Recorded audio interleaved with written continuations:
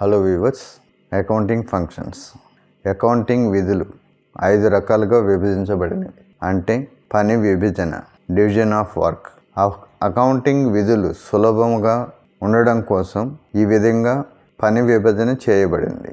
Book keeping అంటే subsidiary books, general ledger, financial report, taxations, finance. Book keeping అంటే subsidiary books, వీటిని సహాయక పుస్తకాలని కూడా అంటారు. ఇప్పుడు మనం సహాయక పుస్తకాల గురించి తెలుసుకుందాం.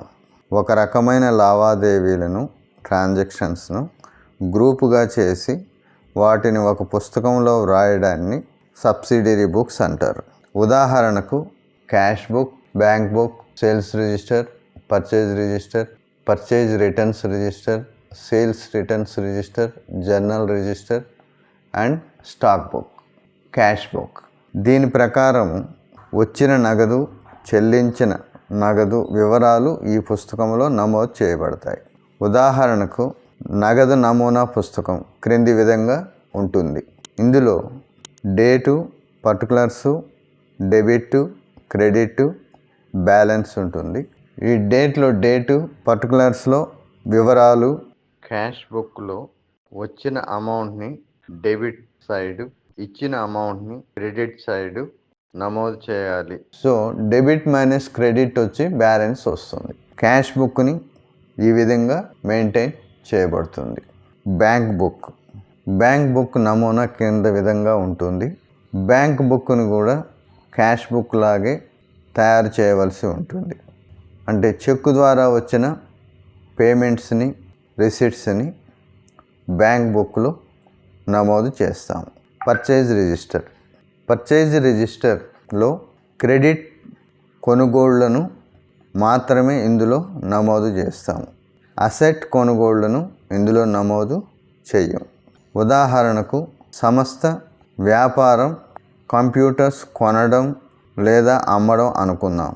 అంటే కొనుగోళ్లు పుస్తకం నమోదు క్రింది విధంగా ఉంటుంది.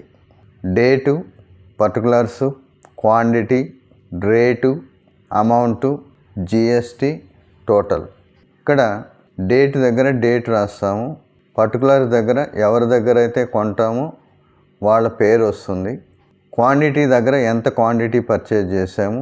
రేటు దగ్గర ఒక కంప్యూటరు ఎంత రేటు పడింది.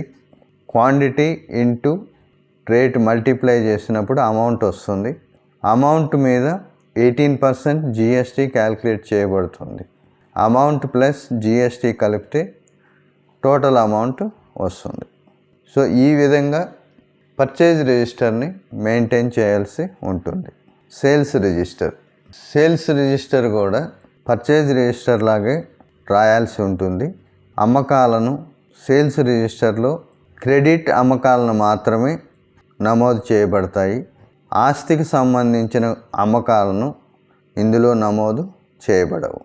ఉదాహరణకు సంస్థ వ్యాపారం కంప్యూటర్స్ని అమ్మడం, కొనడం చేసేటప్పుడు అంటే అమ్మకాల పుస్తకం నమూనా క్రింది విధంగా ఉంటుంది. Date, particulars, quantity, rate, amount, GST calculation, total. Date దగ్గర డేటు, పర్టికులర్స్ దగ్గర ఎవరికైతే అమ్ముతారో వాళ్ళ పేరు రాస్తాము. అమ్మకాల పుస్తకంలో ఎంత క్వాంటిటీ అమ్మారు అనేది రావాలను. రేట్ ఎంత, దాని అమౌంట్ ఎంత, జిఎస్టీ ఎంత అయింది, టోటల్ ఎంత అనేది ఈ ఫార్మాట్లో వస్తుంది. ఈ విధంగా అమ్మకాల రిజిస్టర్ని తయారు చేయవలసి ఉంటుంది. పర్చేజ్ రిటర్న్స్ రిజిస్టర్ అంటే దీన్ని కొనుగోలు వాపసులు అంటారు.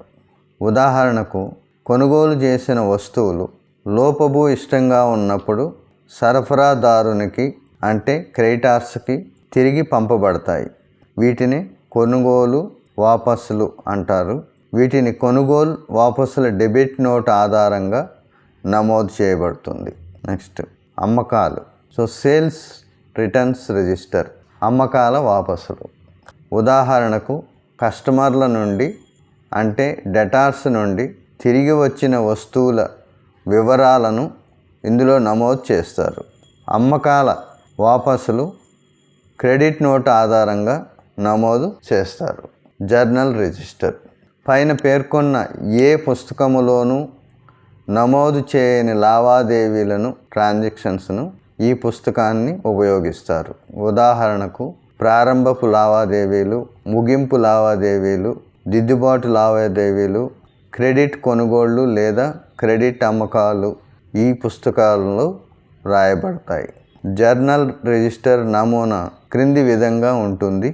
Date, particulars, debit, credit. Stock register అంటే ఐటమ్ వైజ్ పర్చేస్ క్వాంటిటీ మరియు సేల్స్ క్వాంటిటీ, బ్యాలెన్స్ క్వాంటిటీని నమోదు చేయడం.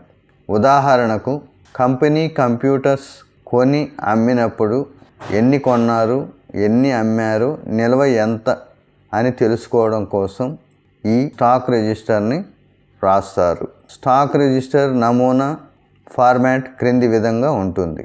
Date, supplier name, opening balance, receipts, total.